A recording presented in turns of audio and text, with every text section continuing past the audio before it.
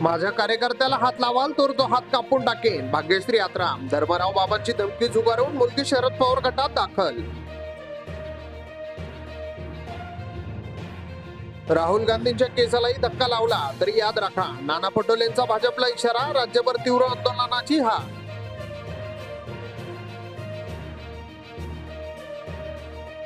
अमरावतीच्या स्वच्छतेसाठी मनसेने पालिका प्रशासनाकडे केले साकडे. नगरपालिकेचे पोलखोल करण्याचा दिला इशारा.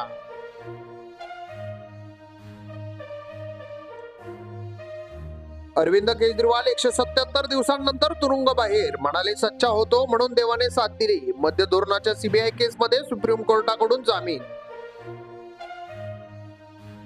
फडणवीसांनी राज्यपाल पदाची ऑफर दिली होती. स्वतःच्या मुलीची शपथ घेऊन दिला होता शब्द. आमदार एकनाथ खडसे यांचा दावा.